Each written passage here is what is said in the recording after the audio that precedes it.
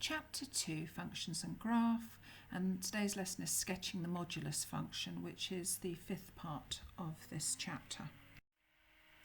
So I've got a quadratic, y equals f of x, and if you look at it, it's a fairly straightforward quadratic. It's crossing the graph at 3 and -1 and also -3 on the y-axis. So I want to sketch first the modulus of f of x. So if I do that, this is what happens. I create this lovely W sort of shape. And this is because any value that's fed in from f of x that is negative, the modulus sign makes it positive, which means anything that is below the x-axis becomes positive.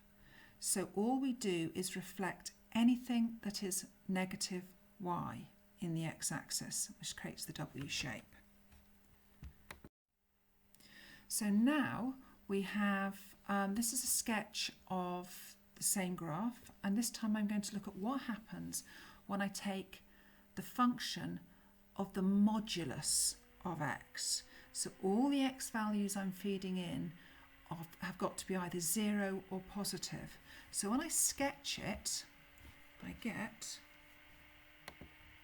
this. So when x is -3, it will become +3 before being fed into the function. So what happens is we're technically discarding everything that's on the left-hand side of the y-axis, because that's all going to become positive, and we're just reflecting in the y-axis the positive x values.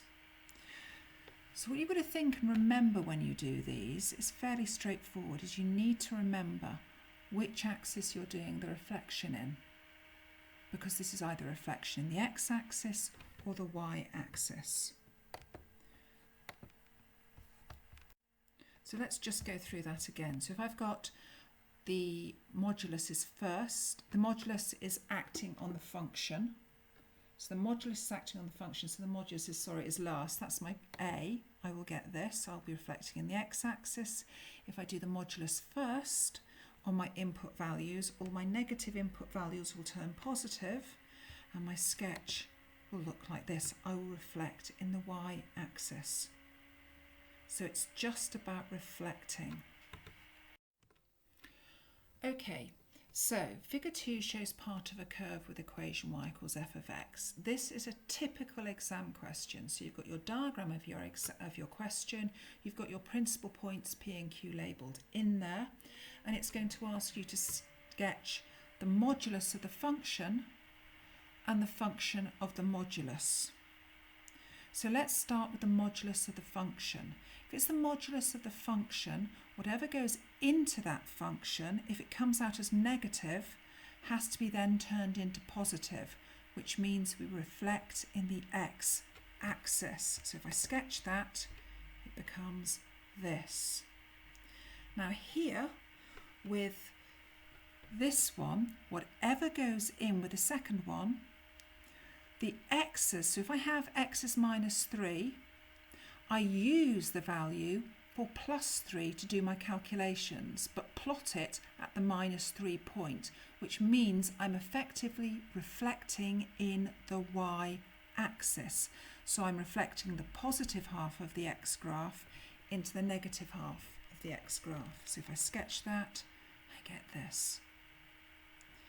Now here it would say indicate clear and neat sketch the coordinates of the points which the curve crosses or meets the axes. And because your P and Q are already on that, you can already see where to put that. But if you don't put that in, again, you lose marks. There will be a mark here for the shape, and there will be a mark for where it crosses. So here, this is from the textbook, and it is saying, can you sketch the modulus of the sine graph or the sine graph of modulus x.